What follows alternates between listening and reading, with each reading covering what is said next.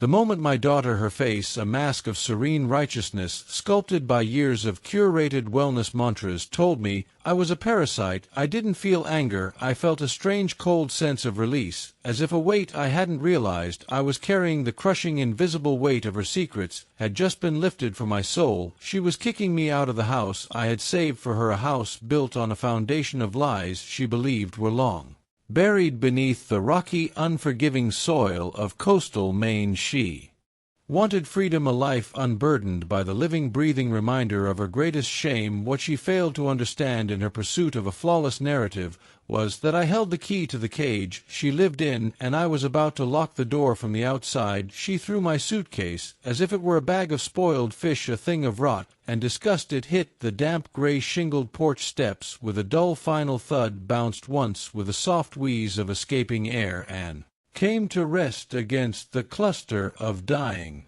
hydrangeas. Their once vibrant blue heads were now brown and brittle, a mirror of the affection that had once bloomed in this very spot. I stared at it. The suitcase was soft leather, a faded burgundy, the same one I'd used when I moved in 5 years ago to help her raise her baby back. Then her nights were filled with the shrieking cries of a colicky infant, and her own tears of exhaustion. Her mornings were desperate pleas for my strength, my help, my presence. Now she just stood there, arms crossed over her expensive cashmere sweater, her expression sharp with something far colder than rage. It was indifference, a practiced hollow void. "You're holding us back, Mom," she said, her voice smooth and polished like a line from one of the self-help podcasts she consumed daily. "Me, Marcus, Leo, all of us, you've made this house your prison, and we're done being your inmates." The words were absurd, theatrical, yet delivered with the conviction of someone who had rehearsed them in front of a mirror. I blinked. The salty North Atlantic air felt sharp and clean against my face, a stark contrast to the stale atmosphere of resentment that had thickened inside the house for months. No tears came. I was far past that. Tears were a currency of grief, and what I felt now was something else entirely, an awakening. She wasn't finished. The performance required a final act. "You have 3 days to leave. I've already spoken to a locksmith. He's coming on Friday." I looked down at the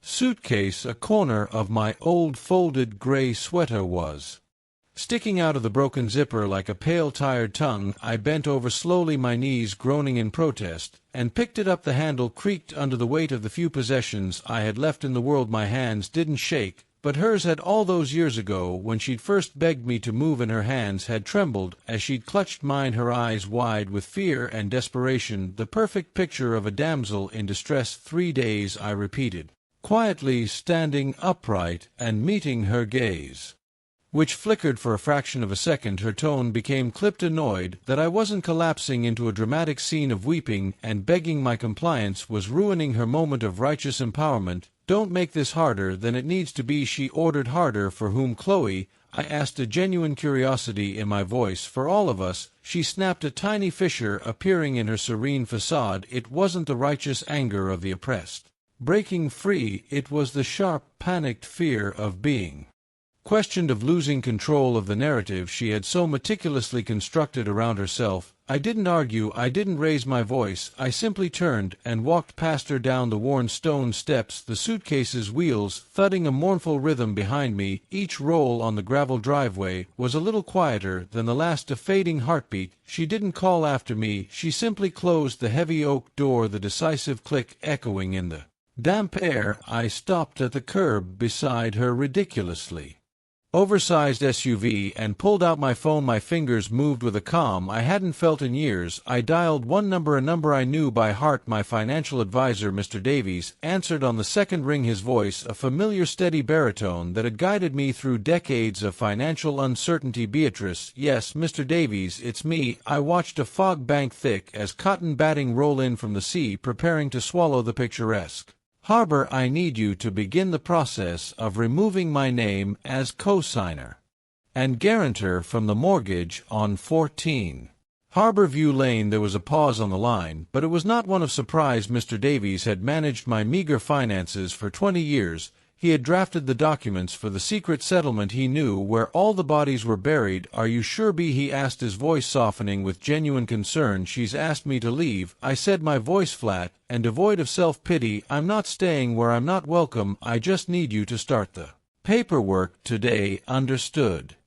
he said, his tone shifting from personal to professional. Crisp and efficient. I will begin the withdrawal process, but you know the terms of the guarantee you structured. Once your name is removed, she will have 30 days to refinance the loan in her own name. Given her credit history, that will be challenging. She wanted freedom. I said, the words tasting like salt and iron as I stared at the house she now considered solely hers. I'm just giving her a taste of it. The motor lodge I found was a relic from another era, tucked away off the highway like a forgotten secret. It had peeling paint, floral curtains that smelled of dust and time, and a buzzing fluorescent light in the bathroom that flickered like a dying heartbeat. I laid the burgundy suitcase on the bed and stared at the careless jumble of my life inside. She had folded me out of her world like I was a cluttered, inconvenient napkin on her perfectly curated minimalist table. The truth was, the house was never truly hers, not legally, not morally. She had never been approved for that mortgage alone. At the age of 20, she had incinerated her credit history in a fiery, twisted metal wreck on a dark country road. It was the kind of incident they hush up in small, tight-lipped New England towns, the kind where prominent names are kept out of the police blotter if you know how to ask nicely, and more importantly pay quietly and completely for the silence the memories suppressed for a decade. Rose unbidden, the shrill ring of the phone at 2 a.m. Her voice a choked, hysterical whisper. Mom, I messed up, it's bad. My frantic drive to the county hospital, my heart hammering against my ribs. The sight of her slumped in a plastic chair in the emergency room, her face pale and streaked with tears, a single cut above her. The state trooper, a man with tired, pitying eyes, explaining the situation. She had crossed the center line. She had hit a minivan. A child was in surgery. Her blood alcohol level was just over the legal limit. The next few weeks were a blur of cold dread. I met the of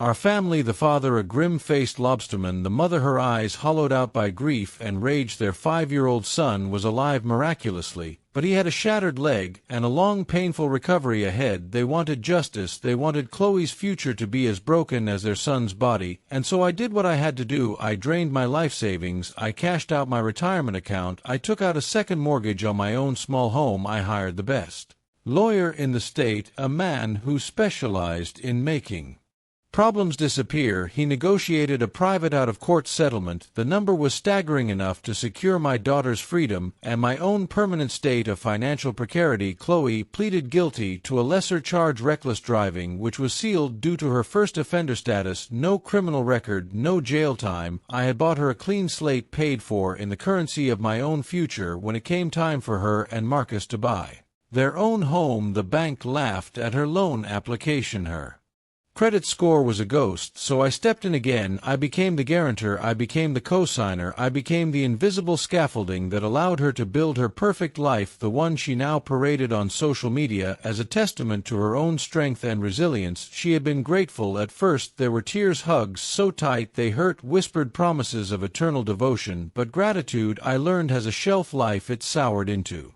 resentment. My presence became a constant, uncomfortable reminder of her weakness of the night. She had failed so spectacularly. My quiet competence became an indictment of her own fragility. The dig started small. Mom, that's such an old-fashioned way of thinking. Don't be so dramatic. Mom, it's just a spilled glass of milk. It escalated at a dinner party with her sophisticated friends. After I'd spent 2 days cooking, she'd laughed and said, my mom has this charming boomer tendency to see catastrophe around every corner. She's addicted to being needed. I had just smiled, cleared the plates, and felt a piece of my love for her chip away. She began to call me by my first name, Beatrice, claiming it was more equal, more empowering. She was reframing our relationship, recasting me from savior to peer, and from peer to eventually a burden. She would have hushed tense arguments with Marcus about money in the next room, and the next day I would quietly use my meager Social Security check to pay the electric bill or buy the week's groceries, a secret subsidy to their flawless lifestyle. And now I was the parasite. That night in the motel, I didn't cry. I made a pot of tea, the strong, dark kind she always hated, and opened a notebook. I began to write, not to her, but for myself, to document the truth before it faded completely. Day 1, I wrote, banished, not shocked, just finally acknowledged. She wants the house, she wants the life, but the house doesn't belong to her, not yet. It was a Thursday when I saw the photo that sealed my resolve. I was scrolling through my phone when her name popped up tagged in a post by a friend of hers. The picture was a sea of smiling faces, champagne flutes held aloft. In what looked like her living room in the center was Chloe, radiant, holding up a peace sign, her smile wide and triumphant. The caption read, "To fresh starts, and finally cutting the cord. So proud of you, C, for shedding that dead weight. Self-care, breaking cycles, good vibes. Only my blood turned to ice water." I clicked through the album. There were more pictures, a cake decorated with the words "New Chapter," a glittery banner that read out with the old. The comments were a viper's nest of sycophantic praise. "Yes, queen, so happy you're free." One read another, "Is this about the guilt trip lady? So glad you're finally prioritizing your own peace." Then I saw the one that stopped my heart, a close-up of a framed sign on the mantelpiece, the one I had given her now, with a new quote written in elegant calligraphy: "Don't just break the cycle of trauma, burn the whole damn bridge. Ch. Chloe Holloway." She had quoted herself, positioning her act of cruelty as a brave therapeutic breakthrough. She had turned matricide of the soul into a pithy inspirational slogan. I sat with the phone in my lap, the air in the small motel room becoming thick and still. It was the casual celebratory ease of it that broke something deep inside me. How effortlessly they had twisted my love into a burden, my sacrifice into manipulation. How easily they had recast me as the villain in her heroic story of self-actualization. I thought of my grandson Leo, his sweet innocent face, and wondered what story they had told him about why Grandma was gone. I picked up the phone and called Mr. Davies again. My voice was calm, clear as a winter sky. "I need you to move forward with a full and immediate withdrawal of my name from the mortgage," I said. "B, I thought we agreed to give her a grace period. She's already celebrating her freedom." I interrupted. "I think she's ready to have it, all of it. I'll draft the paperwork," he said softly, a note of grim understanding in his voice. "Thank you," I said. Then I hung up and sat very still, watching the evening light fade from a small window like someone dimming a stage. The show was over now. Came the cost of admission. The official letter from the bank, thick and intimidating, arrived at her house on a Monday. I only knew because my phone began to light up hours later, a frantic series of missed calls and increasingly panicked voicemails. I let them all go, listening as her tone devolved from sharp anger to sputtering confusion to raw pleading terror. On the sixth call, I answered. "What did you do?" She spat, the sound ragged and stripped of its usual practiced calm. "I did what you asked me to do," I said, my own voice even and low. "I removed myself from your life." "This isn't funny, Mom. This is my home. The bank is saying it's in default. You're punishing me." "No," I said, and the word was a stone, not a feather. "I am not punishing you. I am simply letting the truth breathe, and the truth is, you were never approved for that mortgage. You never could have afforded that house, not on your own." There was a thick, choked silence filled with the static of a dawning, horrifying realization. "You're doing this to get even." "I already got even, Chloe," I replied, the memory of her tear-streaked 20-year-old face flashing in my mind. "I got even the day I signed away my future to save yours. I got even every time I smiled and nodded when you introduced me as the woman who helps with my son. I got even every time I covered your bills in secret. I am done getting even. I am simply stepping aside. I'll fight this." She snapped, her voice regaining a sliver of its old baseless defiance. "I'll take you to court. You'll regret this." This was the moment I had been waiting for, the move on the chessboard I had anticipated for years. "Then I suppose," I said softly, "we should both be prepared to tell the whole story, the real story. I've already authorized Mr. Davies to release the complete file to the bank's legal team, should it become necessary. The original X-side NT reports, the toxicology results, the settlement details, your signed confession from all those years ago. You wouldn't." She whispered, the sound a ghost of a word, all the air sucked from her lungs. "I already have," I said, and then I gently ended the call. The emergency custody hearing was held in a courtroom that smelled of old paper and quiet despair. Chloe sat across from me, looking haggard and defeated, a stark contrast to the radiant wellness guru from the party photos. Her lawyer looked bored, already calculating his fee. In the middle of it all sat my grandson Leo, his small feet dangling from the chair, watching everything with wide, confused eyes. "Given the pending foreclosure and lack of a stable residence," the judge began, her voice weary, "the court must determine a temporary guardian for the child. She's trying to steal him from me." Chloe cried out, pointing a trembling finger at me. "No," I said, my voice quiet but carrying through the room. "I am trying to keep him safe. You've taken my home. Now you want my son, she accused, her voice cracking. The bank is taking the house, Chloe, I corrected her gently. I just stopped protecting you from the consequences of your own choices. She crumpled, then not like a fighter, but like a child who had run out of excuses. Please, she whispered, the fight gone, leaving only a raw gaping wound. Don't take him from me. He's all I have left. I looked at the judge, a woman who had surely seen every flavor of human brokenness, and I spoke my truth, the one that had been silent for so long. I'm not taking him, I said. I'm holding him until she can. The judge leaned forward, her eyes sharp and discerning. Mrs. Holloway, do you intend to seek permanent custody? I shook my head. No, Your Honor. I want my daughter to get on her feet, to find her way. But until then, someone needs to keep her child from falling through the cracks. She created. The gavel fell, its sound echoing the finality of the closing door of her house, and just like that, I officially became what I had always been. In practice, the safe harbor, the public implosion was swift and brutal. The story broke not from a mainstream reporter, but from a blog post written by the aunt of the boy Chloe had hit. She wrote about a child who had to learn to walk again, about a family that chose mercy over justice, and about the sickening irony of seeing the girl who caused it all on social media preaching about healing while celebrating her freedom from the very woman who had saved her from prison. It went viral. The foreclosure was public record. The court documents were unearthed suddenly. The narrative Chloe had so carefully crafted was incinerated by the bright-hot fire of the truth.